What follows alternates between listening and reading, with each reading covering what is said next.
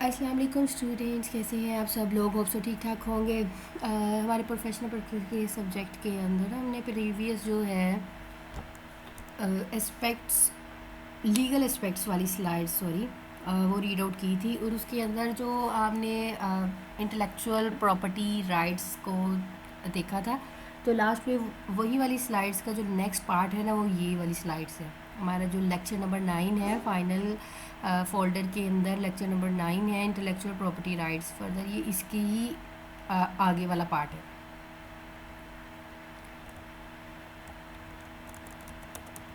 ये वाली जो हमारी लास्ट वाली डायग्राम थी, इसके बारे में मैंने बताया था कि you have an innovation, how can you protect in the market. आप अपने आप को कैसे मार्केट में प्रोटेक्ट कर सकते हैं? आपके कॉपीराइट्स, आपके डिज़ाइन रजिस्ट्रेशन, आपके पेटेंट्स, आपकी जियोग्राफिकल इंडिकेशन, आपकी ट्रेडमार्क, आपकी ट्रेड सीक्रेट्स। तो ये बहुत चीज़ें मैटर करती हैं। ओके जी, intellectual property rights, types of intellectual property rights. Copy rights first है जी, copy right. At the same suggest it is concern with the right to copy something the work. देखिए जी, हम जब असाइनमेंट्स भी बना रहे होते हैं या कोई भी काम कर रहे होते हैं, ठीक है, वो हमारी होती है।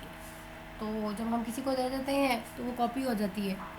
तो उसके ऊपर जो फिर आप अपने ये नहीं कह सकते दिस इज़ माय कॉपीराइट्स, ये मेरी थी असाइनमेंट, उसमें प्रूफ नहीं कर सकते आप कि वो किसकी थी।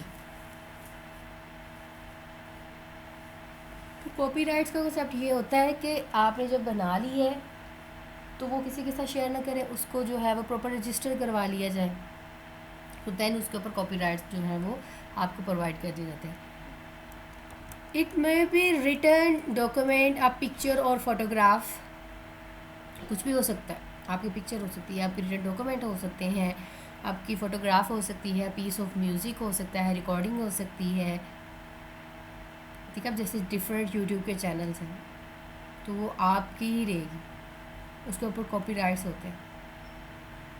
अगर उसको कोई चोरी करता है तो फ़ौरन से क्लेम किया जा सकता है, उसको बैन कर दिया जाता है। अगर आप एक वेबसाइट भी बनाते हैं तो वो भी आप कॉपीराइट्स देते हैं। Only certain types of work are protected by copyrights law, including originally literary, dramatic, musical और आर्टिस्ट। कोई भी चीज़ हो सकती है, तो उसको हम प्रोटेक्ट कर सकते हैं कि जेनुअली वो आपकी थी। अब एक सॉफ्टवेयर की बात कर लो, तो सॉफ्टवेयर तो इस तरह मार्केट में कॉपी उसके बने हुए हैं और कॉपी करी जा रहे हैं, तो जो ओरिजिनल है सॉफ्टवेयर वो पता ही नहीं है वो किधर है। ओनली सॉरी, ये वाली लाइन कंप्लीट हो चुकी है हमारी। लिटरेरी वर्क इंक्लूड, जैसे कि आपका वर्क है लिटरेचर रिव्यू लिखा हुआ है तो वो आप करेगा। Other table of compilation, a computer program, preparatory design material for a computer program, इसी कोई भी चीज़ हो सकती है। कॉपीराइट ही करना है ना, हमारा काम है वो हमने सिक्योर करना है। Copyright grants exclusive rights to creator of original scientific, artist और literary work। आप जो देखिए साइंटिस्ट होते हैं वो काम करते हैं कि अब उन्होंने कोई रिसर्च की है, कोई चीज़ इन्वेंट की है, अब वो उनका ही राइट होता है कि उसने मेहनत की है उस बंदे ने, तो वो उसी की ही चीज़ को जो है मार्केट में पेश किया जाए, ठीक है, मार्केट में डिस्कवर किया जाए। अगर कोई उसको चीज़ को चोरी कर लेगा, वो मार्केट में फ़ौरन से डिस्कवर कर देगा, तो फिर क्या होगा? उसको नुकसान ही होगा ना, कि सारी मेहनत उस बंदे ने की है तो उसके राइट्स किसी और ने चोरी कर लिए हैं। ओरिजिनल जो एक्चुअली चीज़ होती है ना, ओरिजिनल वो एक की है, एक चाबी है, किस चीज़ को डिफ़ाइन करती है? आपकी वर्क की क्वालिटी को, कि हमने उसको कैसे जो है वो प्रोटेक्ट करना है कॉपीराइट्स के ज़रिए। अब जैसे कि ये वीडियो है मैंने रिकॉर्ड की है, ठीक है, अब ये कोई और अपनी यूट्यूब के चैनल के ऊपर पोस्ट नहीं कर सकता क्योंकि ये मेरे कॉपीराइट्स हैं, तो मैं क्लेम कर सकती हूँ। तो इस तरीके से ये जो कॉपीराइट्स के क्लेम्स हैं वो हम कर सकते हैं। ट्रेडमार्क या फिर कॉपीराइट्स के लिए उसके ऊपर प्रॉपर मार्क कर दिया जाता है वीडियो के ऊपर, ताकि अगर कोई चोरी भी करे तो वो भी पता चले कि ये वीडियो इस बंदे की नहीं है, ये किसकी है, ये चोरी की है, पता चल जाता है।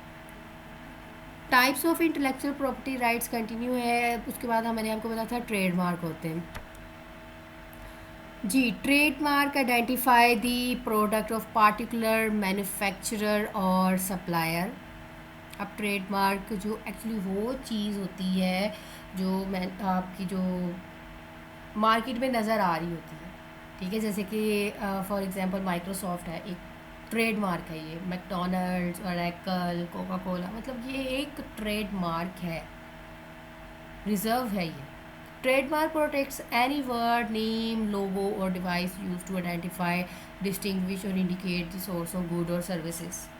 किसी भी चीज़ को रिप्रेजेंट कर सकता है, वो नेम हो सकता है, वो लोगो हो सकता है, वो कोई डिवाइस हो सकती है जो कि आपकी प्रोडक्ट और सर्विसेज को इंडिकेट करे। Includes trade dress, the total image and overall appearance of a product, and product configuration, the shape if non functional। तो एक्चुअली ये आपकी नॉन फंक्शनल कन्फिग्रेशंस के अंदर आती है trade dress.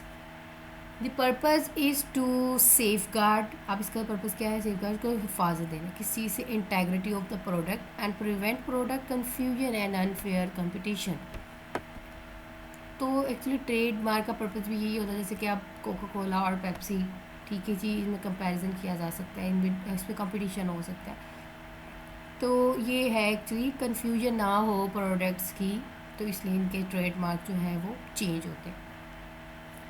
The term of protection initially registration and each renewal of registration of a trade mark. तो अब आप जब टर्म है प्रोटेक्शन, तो ऐसे नहीं है कि मुंह उठा के नाम रख लिया जाए, ऐसा नहीं होता। इसकी भी रजिस्ट्रेशन करवाई जाती है प्रॉपर, कि ये हमने नाम रजिस्टर करवाना मार्केट के अंदर। हाँ, तो इसके लिए पे भी करना पड़ता है। ओके जी, नेक्स्ट आते हैं पेटेंट्स जी। पेटेंट्स टेम्परेरी राइट्स, मतलब परमानेंट राइट्स नहीं होते ये आपके पास। Granted by the state, enabling inventor to prevent other people from exploiting his invention without permission। तो इसको मतलब यूज़ किया जा सकता है।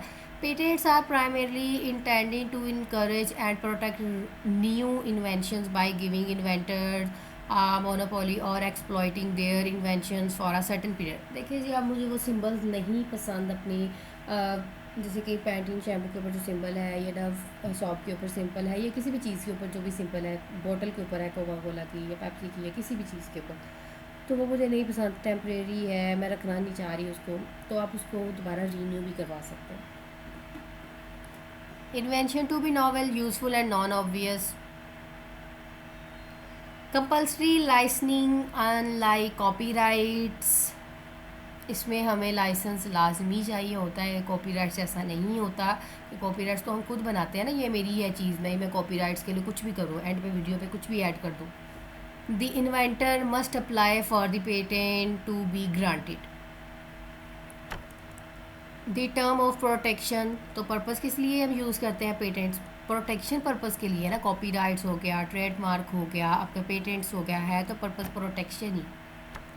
The TRIPS agreement requires member countries to make patents available for any inventions, whether product or processes in all field of technology without discrimination, subject to novelty, inventiveness and industrial applicability। अब actually ये patents का जो है different countries के अंदर roles यही है कि अब देखिए यहाँ पे अगर कंट्री में वो पेटेंट यूज़ हो रहा है तो बाहर भी वही यूज़ होगा। ऐसा नहीं होगा कि यहाँ पे चेंज है तो वहाँ पे प्रोडक्ट का नेम सेम है लेकिन उसका जो पेटेंट है वो चेंज है, ऐसा नहीं होगा। तो ये लाइसेंस के ऊपर डिपेंड करता है कि आप उसको कितनी देर के लिए रखना चाहते हैं, परमानेंट रखना चाहते हैं, टेम्परेरी। देखिए पेटेंट्स आपके टेम्परेरी राइट्स होते हैं, जब चाहें आप उसको चेंज करवा सकते हैं या सेल कर सकते हैं, इट्स अप टू यू।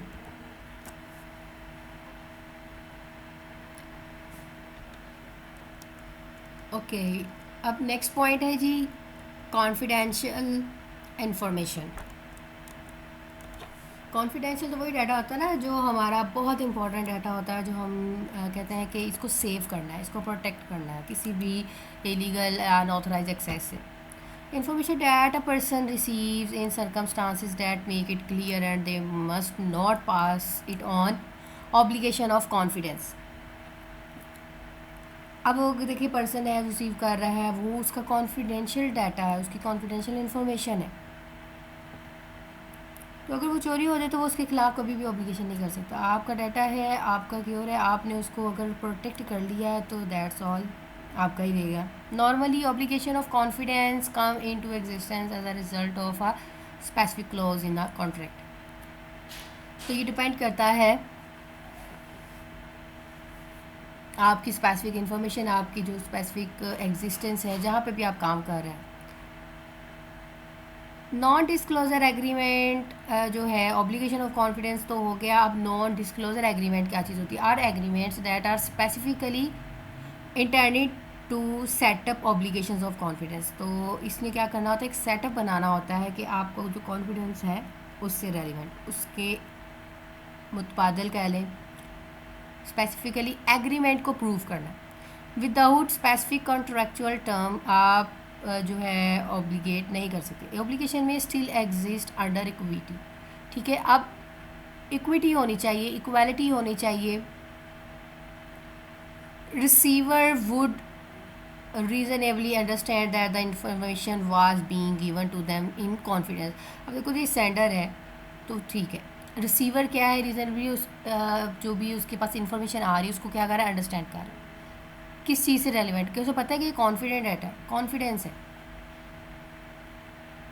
तो उसको क्योर करेगा। It is specially important that information should be kept confidential if a patent application to be made. अब वो डाटा हमें मतलब आपका जो है वो कॉन्फिडेंशियल होना चाहिए अगर वो आपका पेटेंट जो है वो बना हुआ है, अदरवाइज़ तो वो कॉन्फिडेंशियल है ही नहीं। जब आपका पेटेंट नहीं है, आपका ट्रेडमार्क नहीं है, आपके कॉपीराइट्स तो चलो अपनी मर्ज़ी से हम कर लेते हैं, लेकिन कॉन्फिडेंशियल तो तब होता है जब आपका पेटेंट हो, उसको कोई चोरी ना कर ले, आपका ट्रेडमार्क हो उसको कोई चोरी ना कर ले, आपकी वीडियो है उसको कोई कॉपीराइट्स ना बना ले, देन वो कॉपीराइट्स होगा, ठीक है जी। तो देन वो आपका कॉन्फिडेंशियल डाटा होगा, तो उसको ही हमने क्योर करना है।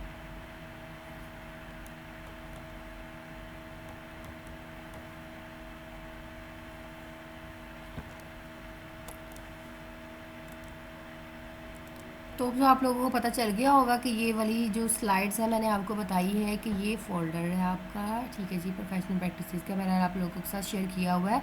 फाइनल फोल्डर है, उसके अंदर लेक्चर नंबर 9 है, इंटेलेक्चुअल प्रॉपर्टी राइट्स, ठीक है। तो लीगल एस्पेक्ट्स में हमने कॉपीराइट्स तक छोड़ दिया था इसको, तो उससे ही फर्दर जो था ये नेक्स्ट लेक्चर के अंदर कंटिन्यू हुआ।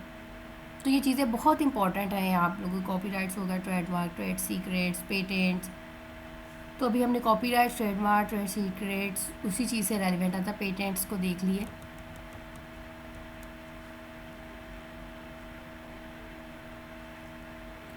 कॉपीराइट्स वो चीज़ है, वो किसी भी चीज़ के ऊपर आप लगा सकते हैं। मेरी पिक्चर है, मेरी डॉक्यूमेंट्स है, मेरे जो म्यूज़िक है मैंने रिकॉर्ड किया, उसके ऊपर कॉपीराइट्स लगा दूँगी, ठीक है। कुछ भी ऐड किया जा सकता है, ओरिजिनल वर्क है वो आपका, उसके ऊपर आप ओरिजिनल वर्क ही एक्चुअली कॉपीराइट्स की प्रोटेक्शन होती है। ट्रेडमार्क है, जैसे कि आप लोगों को बता दिया है कि स्लोगन टाइप होता है, तो वो भी आप बाय करते हैं, ठीक है, ये आपका ही रहता है, अपनी मर्ज़ी उसको चेंज किया जा सकता है, लेकिन जब आप रजिस्टर करवा लेते हैं तो वो आपका ही रहेगा, तो ये प्रोटेक्टेड है।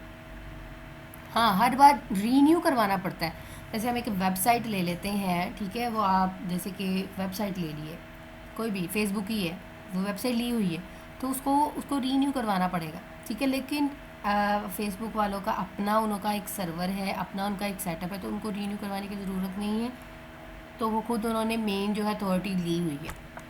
तो बात एक्चुअली ये है कि आपने एक चीज़ ली, एक वेबसाइट दी है, तो आपको उसको ईयरली जो है पे करना पड़ेगा, तो वो आपकी चीज़ रहेगी, रजिस्टर हुई है आपके नाम से, लेकिन उसको रीन्यू तो करवाना पड़ेगा।